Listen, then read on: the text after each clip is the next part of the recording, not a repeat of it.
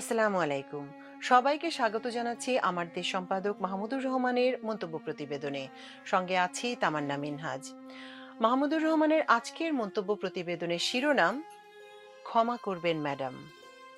চলুন দর্শক জেনে নেওয়া যাক আমার দেশ সম্পাদক মাহমুদুর রহমানের মন্তব্য প্রতিবেদনটির আদ্যোপান্ত। বাংলাদেশের শেষ জননন্দিত নেতা আজ আল্লাহর কাছে ফিরে গেছেন। ইন্না লিল্লাহি ওয়া ইন্না ইলাইহি রাজিউন। বেগম খালেদা জিয়ার সাথে আমার প্রথম পরিচয় ১৯৯৯ সালে। শেখ হাসিনার প্রথম প্রধানমন্ত্রিত্বের কালে তিনি তখন বিরোধী দলের নেতা, আর আমি একটি বেসরকারি প্রতিষ্ঠানের ম্যানেজিং ডিরেক্টরের চাকরি করার ফাঁকে বিএনপি সমর্থক প্রকৌশলীদের সংগঠন অ্যাসোসিয়েশন অফ ইঞ্জিনিয়ার্স অ্যাবের সঙ্গে সবে যুক্ত হয়েছে। আমার ধানমন্ডি অফিসে প্রায় জাতীয়তাবাদী প্রকৌশলীদের মিটিং বসতো। সংগঠনের তখনকার সভাপতি ছিলেন আমাদের সবার প্রিয় ও শ্রদ্ধাভাজন প্রবীণ ইঞ্জিনিয়ার ও সাবেক মন্ত্রী এল কে সিদ্দিকী। অনেকটা হঠাৎ করেই একদিন মিন্টো রোডের বিরোধী দলের নেতার সরকারি বাসভবনে এক অনুষ্ঠানে দাওয়াত পেলাম। সন্ধ্যায় অনুষ্ঠানের শেষে বিদায় বেলায় সিদ্দিকী ভাই বললেন, মাহমুদ, ম্যাডামের সাথে দেখা হয়েছে? আমি হয় নাই বলতেই তিনি আমার হাত ধরে ম্যাডামের অফিসে নিয়ে গিয়ে আমার লেখাপড়া, চাকরি, রাজনৈতিক আদর্শ ইত্যাদির বর্ণনা দিলেন। ম্যাডামের সৌজন্যে মুগ্ধ হয়ে সে রাতে বাসায় ফিরেছিলাম। দ্বিতীয় সাক্ষাৎ ২০০১ সালের মাঝামাঝি হাওয়া ভবনে।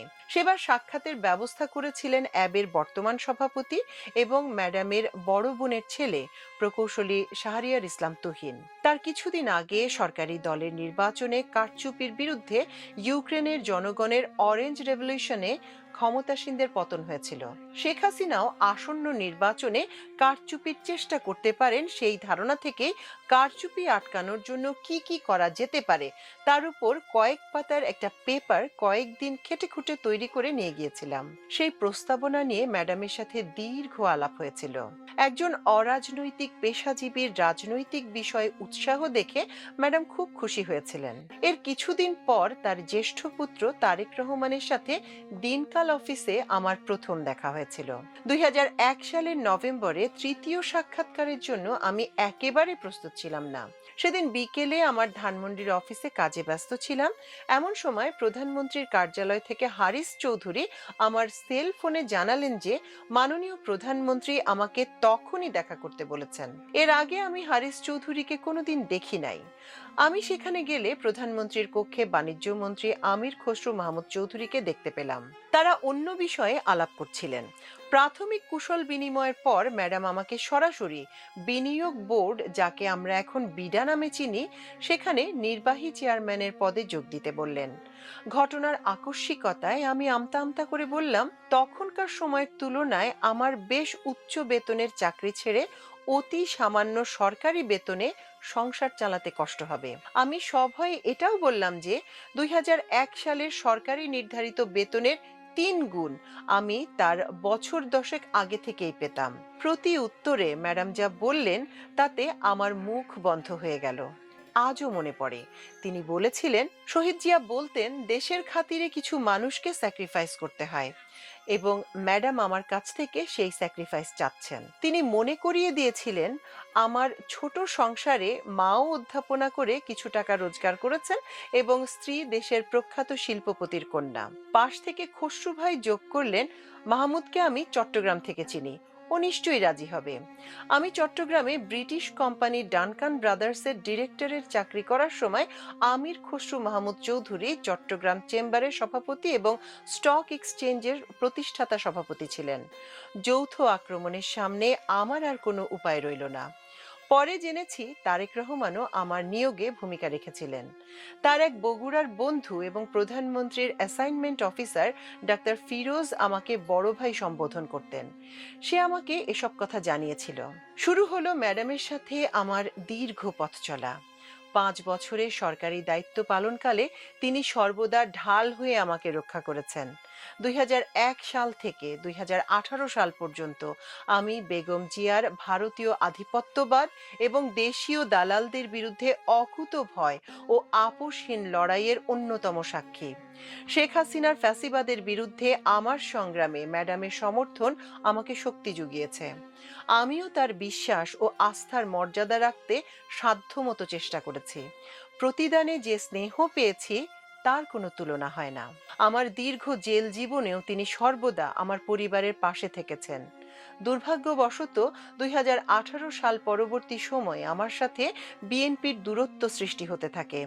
দলটির নতুন নীতি নির্ধারকদের কাছে আমার রাজনীতি ইসলামপন্থী, হঠকারী এবং অযৌক্তিকভাবে ভারত বিরোধী বিবেচিত হয়। আমাকে নানাভাবে বুঝিয়ে দেয়া হয় যে নতুন পরিস্থিতিতে বিএনপি বলয়ের বুদ্ধিজীবী ও পেশাজীবী বৃত্তে আমার যুক্ত না থাকাই উত্তম। কুষ্টিয়ার আদালতে আক্রান্ত হওয়ার পরিপ্রেক্ষিতে নির্বাসনে যেতে বাধ্য হওয়ার পর সেই দূরত্ব ক্রমেই অনতিক্রম্য বাধায় পরিণত হয়। মহান জুলাই বিপ্লবের পর সেপ্টেম্বরের শেষে দেশে ফিরে ম্যাডামের সাথে আমার দেখা করা প্রায় অসম্ভব হয়ে পড়ে। শেষ পর্যন্ত মোসাদ্দেক আলী ফালুর সহায়তায় মাত্র একবারের জন্য ম্যাডামের সাথে সাক্ষাতের সুযোগ পাই। সেদিন ঘণ্টাখানেক ম্যাডামের সান্নিধ্যে ছিলাম। পুরনো দিনের গল্প করেছি, তার স্নেহের কোনো পরিবর্তন ছিল না। গল্প করার সময় বেগম খালেদা জিয়ার ছোট ছেলে মরহুম কোকোর স্ত্রী উপস্থিত ছিলেন। ম্যাডাম শেষবার হাসপাতালে ভর্তি হওয়ার কিছুদিন আগে আমার স্ত্রী ম্যাডামের সাথে একবার দেখা করার আকাঙ্ক্ষা ব্যক্ত করেছিলেন। আমার সহকর্মী বাসির জামালের ফোনে আমি বেগম জিয়ার একান্ত সচিব আব্দুস সাত্তারকে একটি অ্যাপয়েন্টমেন্ট করে দেওয়ার অনুরোধ করেছিলাম। তিনি বলেছিলেন আমাকে তারিখ এবং সময় জানাবেন, কিন্তু আব্দুস সাত্তার আমার কিংবা বাসির জামালের সঙ্গে আর কোনো যোগাযোগ করেন নাই। বেগম জিয়া হাসপাতালে ভর্তি হলে আমি নিশ্চিত ছিলাম না যে সেখানে আমার তাকে দেখতে যাওয়াটা বিএনপির শীর্ষ নেতাদের মনোপুত হবে কিনা। শেষ পর্যন্ত বর্তমান সরকারের একজন প্রভাবশালী ব্যক্তি আব্দুস সাত্তারের সাথে পুনরায় যোগাযোগ করলে সহকর্মী আবদাল আহমেদকে নিয়ে 21শে ডিসেম্বর আমি ম্যাডামকে এভার কেয়ার হাসপাতালে দেখতে যেতে পেরেছিলাম। সেখানে উপস্থিত বিএনপির স্থায়ী কমিটির সদস্য এবং পেশাজীবী আন্দোলনে আমার এক সময়ের সাথী ডাক্তার জাহিদ আমার সাথে অত্যন্ত সদয় আচরণ করেছেন। ম্যাডামের অসুস্থতার কথা বলতে গিয়ে তিনি বারবার অশ্রুসিক্ত হয়েছেন। তাকে অশেষ ধন্যবাদ। তুরস্ক থেকে দেশে ফেরার পর শারীরিক কারণে ঘরে আবদ্ধ ম্যাডামের সাথে যতটা সময় কাটানো কিংবা খোঁজ খবর করা উচিত ছিল সেটা পরিস্থিতির কারণে আমার পক্ষে সম্ভব হয় নাই। হয়তো এই ব্যর্থতা আমারই। ম্যাডাম, আমাকে ক্ষমা করবেন। মহান আল্লাহ তাআলার কাছে এই মহীয়সী এবং সংগ্রামী নারীর জন্য উত্তম পুরস্কারের আকুল ফরিয়াদ জানাচ্ছি। বাংলাদেশে আর একজন শহীদ জিয়া যেমন আসেন নাই, তেমনি আর একজন খালেদা জিয়া সম্ভবত আসবেন না।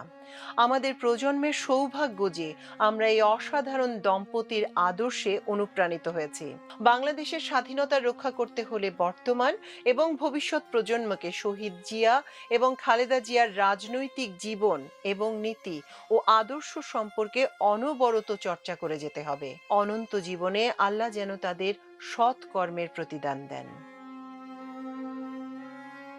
দর্শক, এই ছিল আমার দেশ সম্পাদক মাহমুদুর রহমানের আজকের মন্তব্য প্রতিবেদন।